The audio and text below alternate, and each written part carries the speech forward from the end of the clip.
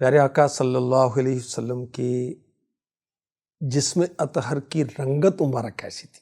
ہمارے آقا صلی اللہ علیہ وسلم کا رنگ مبارک سفید تھا اور اس میں سرخی ملی ہوئی تھی۔ سبحان اللہ۔ کوئی تجھ سا ہوا ہے نہ ہوگا شہر۔ اب دنیا میں اس رنگ کو بہت زیادہ پسند کیا جاتا ہے، فیوریٹ، بالخصوص اہل عرب کے نزدیک۔ جنت میں پسندیدہ رنگ کون سا ہے؟ گولڈن، سنہرا۔ اور اللہ پاک نے اپنے حبیب کو دونوں رنگ عطا فرمائے، یعنی آپ کے سفید رنگ میں سرخی کی آمیزش تھی اور آپ صلی اللہ علیہ وسلم کی رنگت مبارک میں چمک تھی۔ بی بی عائشہ صدیقہ رضی اللہ تعالی عنہا فرماتی ہیں، حضور پرنور صلی اللہ علیہ وسلم رنگ کے لحاظ سے سب سے زیادہ روشن تھے۔ حضرت انس رضی اللہ تعالی عنہ خادم النبی حضور پرنور صلی اللہ علیہ وسلم کی رنگت زیبا بیان کرتے ہوئے فرماتے ہیں، آخری نبی صلی اللہ علیہ وسلم رنگت کے اعتبار سے سب لوگوں سے زیادہ حسین اور دلکش، یعنی نظر کو لبھانے والے تھے۔ سبحان اللہ۔ حضرت انس رضی اللہ تعالی عنہ ہی سے مروی ہے، حضور پرنور صلی اللہ علیہ وسلم کے جسم اطہر کا رنگ نہایت ہی خوش نما تھا۔ حضرت ہند بن ابی حالہ رضی اللہ تعالی عنہ آقا علیہ الصلوۃ والسلام کے جسم مبارک کی رنگت کے بارے میں فرماتے ہیں کہ حضور پرنور صلی اللہ علیہ وسلم کا جسم اطہر سراپا روشنی اور حسن کا پیکر تھا۔ حضرت ابو ہریرہ رضی اللہ تعالی عنہ فرماتے ہیں، اللہ کے رسول کا رنگ مبارک سفید تھا، یوں لگتا گویا جسم اطہر چاندی میں ڈھالا گیا ہے۔ سبحان اللہ۔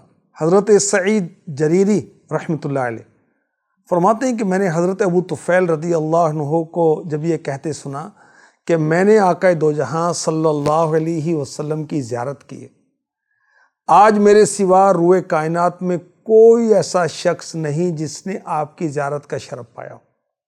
عرض کی کہ مجھے آپ کا کوئی وصف بیان کریں۔ فرمایا حضور کا رنگ سفید اور دلکش تھا۔ بی بی عائشہ صدیقہ رضی اللہ تعالی عنہا فرماتی ہیں، حضور پرنور صلی اللہ علیہ وسلم کی بارگاہ اقدس میں سیاہ رنگ کی چادریں پیش کی گئی۔ حضور نے زیب تن کیا، پھر فرمایا عائشہ بتاؤ یہ چادریں کیسی لگتی ہیں؟ عرض کی بہت ہی خوب۔ اور حضور پرنور صلی اللہ علیہ وسلم کے حسن کی سفیدی نے اس کی سیاہی کو اور آپ کی سفیدی کو اس کی سیاہی نے دوبالا کر دیا ہے۔ جس سے تاریک دل جگمگانے لگے، جس سے تاریک دل جگمگانے لگے، اس چمک والی رنگت پہ لاکھوں سلام۔ حضرت علی رضی اللہ تعالی عنہ فرماتے ہیں، حضور اکرم صلی اللہ علیہ وسلم کا رنگ مبارک سفید تھا جس سے سرخی جھلکتی تھی، اور ایک اور روایت کے مطابق رنگ مبارک سفید تھا، یوں گمان ہوتا جیسے چاندی پر سونے کا پانی چڑھا دیا گیا ہو۔ سبحان اللہ۔ اعلیٰ حضرت کا عشق رسول دیکھیے، فرماتے ہیں بچا جو تلووں کا ان کے دھوون، بنا وہ جنت کا رنگ و روغن، جنہوں نے دولہا کی پائی اترن، وہ پھول گلزار نور کے تھے۔ شب معراج میرے آقا علیہ الصلوۃ والسلام نے غسل فرمایا تو آپ کے مبارک تلووں کا دھوون جنت کا رنگ و روغن بنا، اور جنہوں نے حضور پرنور صلی اللہ علیہ وسلم کی اترن پائی وہ پھول گلزار نور کے ہو گئے۔ سبحان اللہ۔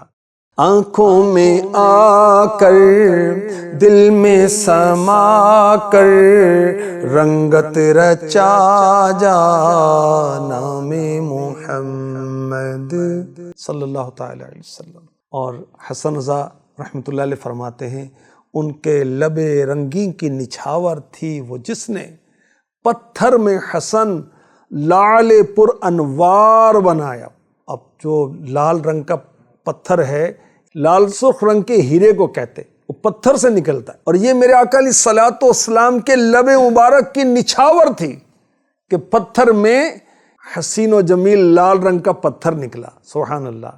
اور مزید کہتے ہیں ان ہاتھوں کا جلوہ تھا یہ اے حضرت موسیٰ جس نے ید بیضا کو ضیاء بار بنایا.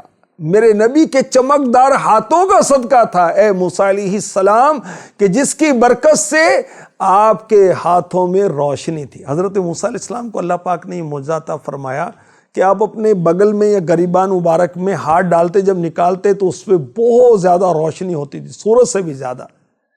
تو حضرت حسن رضا رحمۃ اللہ علیہ حضرت موسیٰ علیہ السلام کی بارگاہ میں عرض کر رہے ہیں ان ہاتھوں کا جلوہ تھا یہ اے حضرت موسیٰ جس نے ید بیضا کو ضیاء بار بنایا. اس چہرہ پر نور کی وہ بھیک تھی جس نے مہر و ماہ و انجم کو پر انوار بنایا. میرے آقا علیہ الصلوۃ والسلام کے چہرہ پر انوار کی بھیک تھی، صدقہ تھا کہ چاند میں، سورج میں، تاروں میں روشنی آ گئی. سبحان اللہ سبحان اللہ. اللہ پاک ہمیں سچا عاشق رسول بنائے، ایسا عاشق رسول جو حضور کی سنتیں سیکھے بھی، سیرت بھی پڑھے اور عمل بھی کرے. آمین.